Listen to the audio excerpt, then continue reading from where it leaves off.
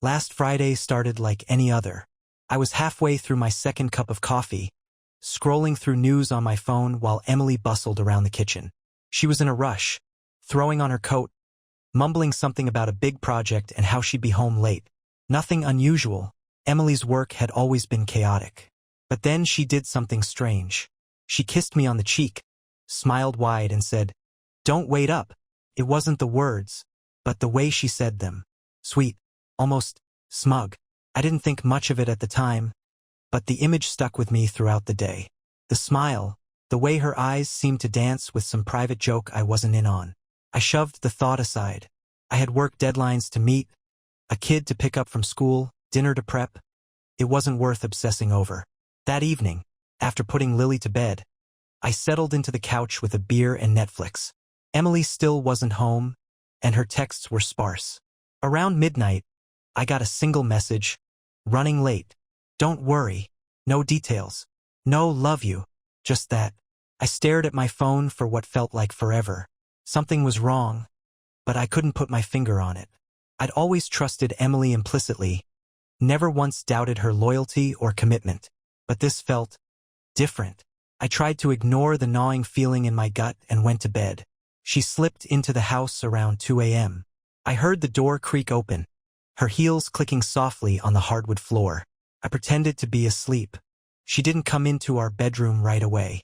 Instead, I heard her whispering on her phone. "Yeah. No, he's asleep," she said, her voice hushed but playful. My heart stopped. I couldn't make out the rest of the conversation, but it ended with a low laugh and a quiet, "I'll see you soon." The next morning, I acted like nothing happened. I asked about her big project, and she launched into a vague explanation that felt more rehearsed than natural. Her eyes darted everywhere but at me, and her smile was tight, forced. Over the next few days, her behavior grew even stranger. Her phone, which she usually left lying around, was now glued to her side. She started taking calls in the car or outside, always giving me some excuse about work. The turning point came when Lily needed her tablet for homework. Emily had borrowed it a few days earlier, so I went to grab it from her bag. I wasn't snooping. I just wanted to help my daughter finish her school project. That's when I found it. A small, crumpled receipt tucked into the pocket of her purse. A dinner for two at an upscale restaurant across town. Date: 2 nights ago. Time: 9 p.m. She told me she was working late that night, eating takeout at the office. My hands shook as I stared at the receipt, the name of the restaurant burning a hole in my brain. My first instinct was to confront her immediately, but something inside me held back. I needed to be sure. I needed proof, undeniable and irrefutable. That's when I made the decision that would change everything. I wasn't going to confront her just yet. Instead, I was going to find out exactly what was going on, that I wasn't going to sit around and let Emily play me for a fool. I needed answers, and I needed them fast. That night, after dinner, I told her I had an early morning meeting the next day and would need to leave the house before dawn. She barely looked up from her phone, just gave me a distracted, "Okay, good night," and wandered off to bed. I stayed up instead, waiting for her to fall asleep. My plan was already forming. If she thought I wasn't home, maybe, just maybe, she'd let her guard down. The next morning at 5 a.m., I got into my car, drove 3 blocks, and parked in an empty lot where I could still see the house. I waited. Nothing. By 6:30, I was starting to think I'd made a mistake. Maybe I was being paranoid. Maybe this whole thing was just one big misunderstanding. But then, at 6:45, her car rolled out of the driveway. I followed. It felt surreal, like I was living someone else's life. Who does this? Who follows their own wife to find out if she's lying to them? My hands gripped the steering wheel so tight I thought they might snap. She drove across town, stopping at a small, nondescript cafe. It wasn't the kind of place we'd ever gone to together, too out of the way, too private. I parked a few spaces away, heart pounding in my chest, and watched as she stepped out of the car. And then I saw him. He was young, early 20s maybe, tall, lean, with that cocky grin you only get when you haven't lived long enough to know better. He greeted her with a hug. No, scratch that. Not a hug. It was too close, too intimate. His hand lingered on her lower back in a way that made my blood boil. I clenched my teeth and forced myself to stay put. If I confronted her now, I'd just get excuses. Lies. I needed more. They didn't stay at the cafe long. 15 minutes, maybe. Then they got back into their cars and drove off, with me tailing them like some low-budget private investigator. Their destination? A hotel. My stomach dropped as I watched them walk inside together. She didn't even look around to check if anyone was watching. She was that confident, that brazen. I sat there in the parking lot for what felt like an eternity, my mind racing. Part of me wanted to storm in, to grab her by the arm and demand an explanation right there in the lobby. But no, that wouldn't be enough. I needed proof. Cold, hard proof that she couldn't worm her way out of. So I waited. 2 hours later, they came out, laughing like a pair of teenagers sneaking out past curfew. Emily's hair was slightly mussed, and the younger guy had that stupid, smug grin plastered across his face. That was it. That was my breaking point. I didn't follow them any further. I didn't need to. I drove home, hands trembling. My thoughts a chaotic mess of anger, humiliation, and disbelief. But one thing was crystal clear. This wasn't going to end here. Emily thought she was clever, that I was clueless. She had no idea who she was dealing with. My wife had an affair with a younger man, and I wasn't just going to let it slide. If she thought she could disrespect me like this, I was going to show her what ruthless really looked like. The trap was set. Now, it was time to spring it. I spent the next 2 days playing the perfect husband. I didn't confront her, didn't drop a single hint that I knew. Instead, I let her weave her web of lies while I set the stage for what was coming. First, I called my buddy Greg. Greg and I went way back, and he worked in cybersecurity, one of those guys who could crack anything with a keyboard. I didn't give him all the details, just enough to make it clear I needed help tracking someone. "Send me her phone number," Greg said. His tone was casual, but I could tell he knew this was serious. Within hours, he had everything. Call logs, messages, even location pings from the past month. The more I scrolled through the data, the more my stomach churned. Late-night calls to a number saved as Emma from work. Messages filled with inside jokes and flirty emojis.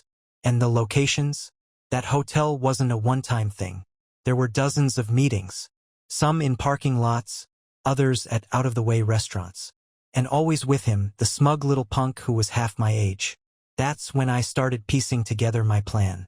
Emily thought she was untouchable, that I was too clueless or too trusting to notice. She needed to learn that actions have consequences. The next morning, I put phase 1 into motion. While she was in the shower, I casually picked up her phone from the nightstand. Emma from work had messaged her. "Can't stop thinking about yesterday.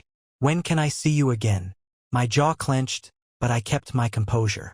I forwarded the message to my own phone, then deleted the evidence. Later that day, I called in a favor from my cousin Nate. Nate owned a private security company, and while most of his work involved corporate gigs, he owed me for bailing him out of a sticky situation last year. "I need a PI, I told him. "Who's the target?" "My wife," I said flatly. Nate didn't ask questions. He just sent over a guy named Roy, who had the kind of grizzled look you only get after a lifetime of seeing humanity at its worst. Roy assured me he'd get everything I needed: photos, videos, timestamps, the works. By the end of the week, I had a folder on my desk filled with damning evidence. Pictures of Emily and her boy toy at the hotel. Screenshots of their texts. Even a recording of a phone call where she laughed and said, "He's so predictable. He never questions anything I do." It wasn't just betrayal, it was mockery. She was laughing at me behind my back, treating me like I was some clueless idiot who couldn't see what was right in front of him. That's when I decided to take things to the next level. The next day, I told Emily I'd planned a romantic dinner for us. "Just the two of us," I said, putting on my best smile. She hesitated for a moment, probably trying to figure out how to fit it into her busy schedule of sneaking around, but eventually agreed. I made reservations at the same restaurant where she and her boy toy had their little rendezvous. When the evening came, she dressed to the nines, her hair and makeup flawless. She even seemed excited, which only made my blood boil more. At the restaurant, I played the doting husband, pouring her wine and asking about her day. She was her usual charming self, laughing and chatting as if everything was normal. Halfway through the meal, I excused myself to the bathroom. Instead, I walked over to the maitre d' and handed him a USB drive. "Play this over the sound system in 10 minutes, I said, slipping him a generous tip. He looked at me curiously but nodded. When I returned to the table, Emily was scrolling through her phone, her face lit up by the screen. Probably texting him, I thought bitterly. And then the recording started. It was her voice, echoing through the restaurant. "He's so predictable. He never questions anything I do." Her head snapped up, eyes wide with horror. The room fell silent as more of the recording played, her giggles and flirtatious remarks filling the air. "What is this?" she whispered, her voice trembling. I leaned back in my chair, arms crossed, and smiled coldly. "I'd say it's the truth finally catching up to you, Emily." Her face turned pale, her hands shaking as she looked around the room. People were staring, whispering, their eyes darting between us. "I can explain," she stammered. "No," I said, standing up. "You've done enough. I think you should finish this conversation with a lawyer." I walked out, leaving her sitting there, humiliated and exposed. But this was just the beginning. She wanted to play games? Fine. I was about to show her how high the stakes could really get. As I drove home that night, my phone wouldn't stop buzzing. Emily called me 5 times in a row, each call going to voicemail. The text started next. "What the hell was that, Mark? You embarrassed me in front of all those people. We need to talk. Call me." I ignored every single one. My focus wasn't on her panic. It was on my next move. When I got home, I grabbed the folder of evidence Roy had given me and laid it out on the kitchen table. Photos, texts, receipts. Every shred of proof that Emily had lied, cheated, and insulted me. I wasn't just going to confront her with this. I was going to use it to burn down her perfect little world. The next morning, I called her parents. "Hi, Linda," I said when her mom picked up. My voice was steady, calm. "I think you and Bill should know something about Emily. It's not an easy conversation, but it's one we need to have." Her mom sounded concerned, confused. "Mark, what's going on?" "She's been having an affair," I said bluntly. "With a younger man. I have proof, and I thought you should hear it from me first." The silence on the other end of the line was deafening. "Are you sure?" Linda finally asked, her voice barely above a whisper. "I'm sure," I said, "and I'll be sending you the evidence so you can see for yourself. I just wanted to make you aware before things escalate." Linda stammered out an apology, something about how they'd raised her better than this. I ended the call before she could get too emotional. I wasn't interested in her parents' pity. I just wanted to make sure Emily couldn't spin her lies when they inevitably called her. Next, I called our mutual friends. One by one, I told them the truth. "Hey, Jake. Listen, I thought you should know what's been going on with Emily and me. She's been unfaithful." Most of them reacted with shock or disbelief at first, but as I shared the evidence, the tide turned. Emily had always been the charismatic one, the social butterfly everyone adored. But now, people were seeing a side of her they never expected. By noon, the phone calls had started coming in. Mutual friends, family members, all of them reaching out to Emily, demanding answers. She was blowing up my phone too, her texts growing increasingly frantic. "You called my parents? Why would you do this? Mark, stop dragging everyone into this. Let's talk. Just us. You're being cruel. I know I messed up, but this is too far." Cruel? She had the audacity to call me cruel? After what she'd done. Around 3 p.m., Emily finally showed up at the house. She slammed the front door open, her face red with anger and tears streaking her mascara. "What the hell, Mark?"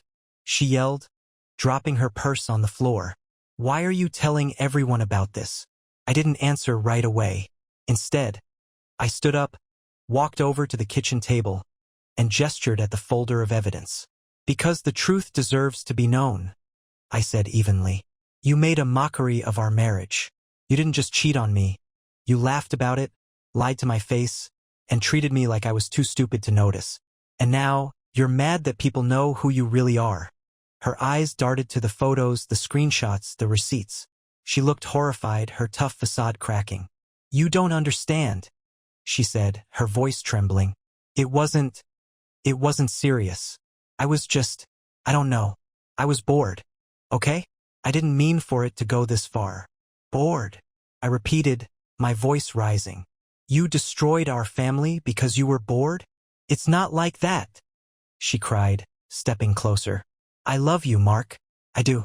This didn't mean anything. He didn't mean anything. Then why did you lie? Why did you humiliate me? I shot back. If he didn't mean anything, why did you keep going back to him? Why didn't you stop?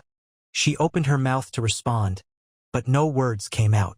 For the first time, she looked genuinely scared, like she was realizing the gravity of what she'd done. I can fix this, she said, her voice cracking. We can fix this. Please, Mark, don't throw away everything we've built. I stared at her, and for a split second, I almost felt sorry for her. Almost. Emily, I said, my voice cold. You're the one who threw it away. I'm just making sure the pieces don't hit me on the way out. Her shoulders slumped, and she let out a small, broken sob. But I didn't waver. I wasn't going to let her guilt or tears manipulate me into staying in this sham of a marriage. She stormed out of the house moments later, slamming the door behind her. But I wasn't done. Not yet. The next step was going to hurt her even more, and this time, there would be no going back. After Emily stormed out of the house, I sat at the kitchen table, staring at the pile of evidence. This wasn't just about her betrayal anymore. It was about reclaiming my dignity, my self-respect. She thought she could humiliate me, mock me, and walk away with everything intact? No, this was going to end on my terms. The first call I made was to my lawyer, Sarah. She was a no-nonsense powerhouse who had helped a few friends navigate nasty divorces. Mark, she said after I laid it all out, you're in a strong position here. With the evidence you have, you can ensure she doesn't walk away with a dime more than she's entitled to. But you'll need to be smart about this. No knee-jerk reactions. I'm ready to do whatever it takes, I told her. I just want to make sure she doesn't walk away thinking she got the better of me. Sarah chuckled. Oh, don't worry. She won't. Over the next few days, Sarah and I worked to prepare the divorce papers. We made sure everything was airtight. Financial records, custody arrangements for Lily, the division of assets. And here's the kicker. Emily didn't know it yet, but I'd also started the process of transferring my share of the house to a trust for Lily. She wasn't going to get her hands on our home. Not a chance. But that wasn't the real blow. The real blow came when I made my next move. I knew Emily had built her career on her reputation. She was a marketing director at a big firm, known for her charm and flawless professionalism. I also knew that the company had a strict moral conduct clause for its employees, especially those in leadership positions. I didn't want to ruin her career, at least not entirely. But I did want her to feel the weight of her actions. So I anonymously sent copies of some of the evidence to her company's HR department. Not all of it, just enough to raise questions.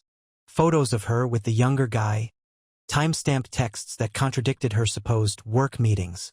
I included a polite note that read, as a concerned individual, I thought you should be aware of a potential conflict of interest involving one of your employees. I wasn't sure how they'd respond, but I didn't have to wait long to find out. 2 days later, Emily showed up at the house again. This time, she wasn't angry. She was panicked. Her eyes were red and swollen, her hair a mess. They called me into HR today, she blurted as soon as I opened the door. Someone sent them something. Photos, messages. They're doing an investigation, Mark. They're threatening to put me on leave. I leaned against the doorframe, arms crossed. Sounds like a personal problem. She stared at me, incredulous. Was it you? Did you do this? I didn't answer. I just let the silence stretch out between us, watching as realization dawned on her face. Mark, she said, her voice trembling. You don't have to destroy me like this. I've already lost so much. Please, just stop. You destroyed yourself, I replied coldly. All I'm doing is making sure everyone else sees the truth.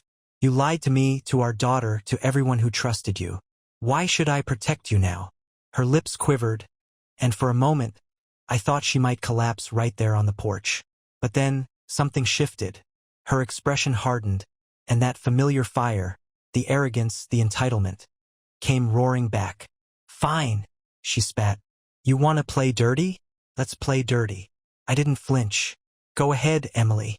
But remember, I'm not the one with something to hide. You are. She turned and stormed off again, slamming her car door so hard it echoed down the street.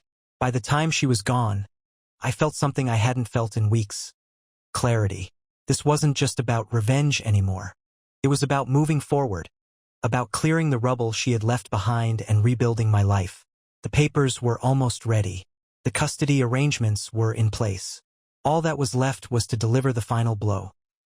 The day I handed Emily the divorce papers was the moment everything finally unraveled. I had rehearsed it in my head 100 times. What I would say, how I would stand, the expression I'd keep plastered on my face. But nothing could prepare me for the chaos that would unfold. It was a Saturday afternoon. Emily showed up unannounced, wearing a face of calculated calm, like she thought she still had the upper hand. She walked into the house without waiting for an invitation, her eyes scanning the living room like she expected me to beg for her forgiveness. "We need to talk," she said, setting her purse down. "No," I replied flatly. "We don't. But you do need to read this." I pulled the manila envelope off the counter and handed it to her. She stared at it for a second before yanking it open. The moment her eyes landed on the first page, her entire demeanor changed. "You've got to be kidding me," she snapped, flipping through the documents. "You're divorcing me? You didn't think this was coming?" I asked, leaning back against the counter. She threw the papers down on the coffee table, her face a mix of anger and disbelief. "You're seriously going to tear this family apart over one mistake?" "One mistake," I shot back. My voice was calm, but I could feel the heat rising in my chest. "Emily, this wasn't a mistake. It was a series of deliberate choices. You lied, you cheated, and you laughed about it like I was some kind of idiot.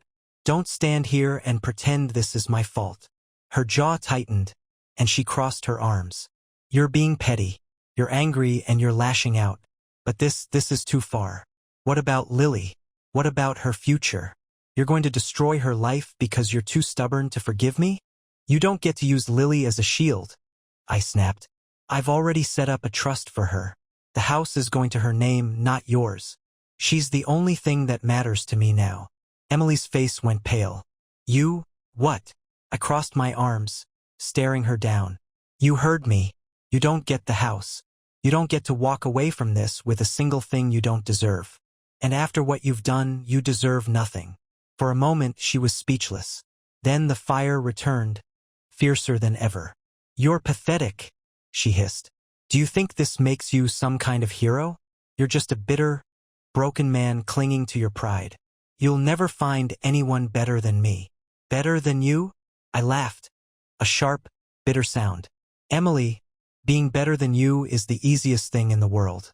I'd rather be alone than spend another second tied to someone who doesn't know the meaning of loyalty or respect." She picked up the papers and threw them back at me. "You think you're so clever, don't you? You think you've won. But this isn't over, Mark. I'll fight you for Lily. I'll drag you through court if I have to." I didn't flinch. "Try me. I've got all the evidence I need to prove who the unfit parent is. Let's see how far you get when the judge sees the photos, the texts, and hears your little recordings." Her face twisted with rage. "You vindictive bastard." "No, Emily," I said, my voice steady. "I'm just done. Done letting you control the narrative. Done letting you manipulate me. Done pretending that you're anything other than exactly what you've shown me." For a moment, she just stood there, breathing heavily, her hands clenched into fists. Then, without another word, she grabbed her purse and stormed out of the house, slamming the door so hard that a picture on the wall rattled. I stood there in the silence, the papers scattered on the floor at my feet. It was over. The bridge was burned, the ties cut, and there was no turning back now. But even as the adrenaline faded, I felt something I hadn't expected: relief. Emily thought she could drag me down with her, but she was wrong. This wasn't just an ending. It was the start of something new. A life where I could finally breathe without the weight of her betrayal suffocating me. The house felt eerily quiet after Emily stormed out. For a few minutes, I just stood there, staring at the door as the reality of what had just happened sank in. It was done. The papers were served, the cards were on the table, and there was no undoing what had been set into motion. But this wasn't a clean break. Emily wasn't the kind of person who would walk away gracefully. I knew her well enough to expect retaliation, and it didn't take long for her to strike. The first blow came 2 days later. I got a call from my daughter's school. "Mr. Thompson," the principal began, his tone cautious. "There's been a situation. Emily picked up Lily from school today without informing us, and she seemed very upset. We just wanted to confirm that everything is all right at home." My stomach dropped. Emily hadn't mentioned anything about taking Lily, and I knew exactly what this was. A power move.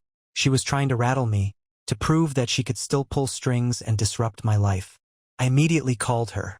It rang twice before she picked up, her voice dripping with fake innocence. "Oh, hi, Mark. Is there a problem? Where's Lily?" I demanded. "She's with me," Emily said casually, as if she hadn't just blindsided me. I figured it was my turn to spend some quality time with her. "She's my daughter too. Remember? Don't play games, Emily," I snapped. "You can't just take her without telling me. We haven't even finalized custody arrangements yet." Her tone shifted, growing sharper. "Maybe if you weren't so busy trying to ruin my life, I wouldn't have to remind you that I'm still her mother." I clenched my teeth, forcing myself to stay calm. "Bring her back by tonight. I'm not going to let you use Lily to score points in your little revenge campaign." "Revenge?" Emily laughed, a cold, bitter sound. "That's rich coming from you, Mark. Don't forget who started this war." She hung up before I could respond, leaving me fuming. I paced the living room, my thoughts racing. This wasn't just about her anymore. It was about protecting Lily from the fallout of Emily's chaos. That night, Emily brought Lily back as promised, but not without adding more fuel to the fire. She stood in the doorway, arms crossed, her expression smug. "By the way," she said, "I've already spoken to my lawyer. You think you're going to walk away with everything, but you've got another thing coming." "Good," I replied evenly. "I'll see you in court." Emily threw everything she had at me, accusing me of being unfit, claiming I was unstable and vengeful. But every move she made only solidified my resolve. During one particularly heated mediation session, she tried to spin her affair into some kind of noble rebellion. "I was unhappy, Mark," she said, her voice trembling with faux vulnerability. "You weren't there for me. I needed someone who understood me." "Is that what you told him?" I shot back. "Or did you just feed him the same lies you've been telling yourself?" Her lawyer shifted uncomfortably, clearly regretting his choice to take her case. My lawyer, Sarah, stayed calm and collected, dismantling Emily's arguments piece by piece. The turning point came when Sarah presented the evidence, the photos, the texts, the recordings. The room went dead silent as Emily's own words filled the air. Her laughter, her lies, her cruelty laid bare. By the time the session ended, even Emily looked like she knew she'd lost. Afterward, as we were leaving, she pulled me aside, her voice low and desperate.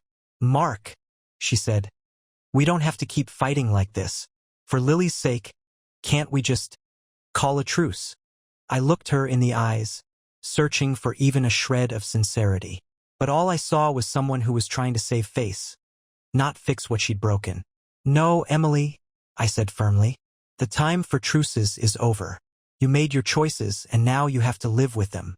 I'm done being your safety net." Her expression hardened, and without another word, she turned and walked away. That night, I sat on the edge of Lily's bed, watching her sleep. For the first time in weeks, I felt a glimmer of hope. I wasn't just fighting to get away from Emily. I was fighting for Lily, for a future where she didn't have to grow up in the shadow of her mother's selfishness.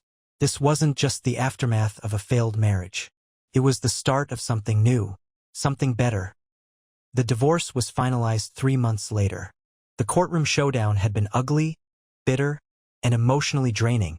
But in the end, the truth prevailed. Emily had pushed hard for joint custody of Lily, but with the mountain of evidence against her and her erratic behavior during the proceedings, the judge ruled in my favor. I was granted primary custody, and Emily was limited to supervised visits until she could prove she was stable. When the ruling was read, she shot me a look that could have melted steel, but I didn't flinch. This wasn't about her anymore. It never had been. After the dust settled, I began piecing my life back together. It wasn't easy. There were days when the weight of everything threatened to crush me, days when I questioned whether I could ever feel whole again. But every time doubt crept in, I looked at Lily. She was my anchor, my reason to keep moving forward. One evening, as I tucked her into bed, she looked up at me with her big, innocent eyes. "Daddy, are we going to be okay?" she asked softly. I felt a lump in my throat but managed to smile. "Yeah, sweetheart, we're going to be more than okay. I promise." And I meant it. Emily, predictably, didn't take the loss gracefully. She tried to stir up trouble whenever she could, spreading rumors, playing the victim, and even attempting to manipulate our mutual friends. But by then, most people had seen through her facade.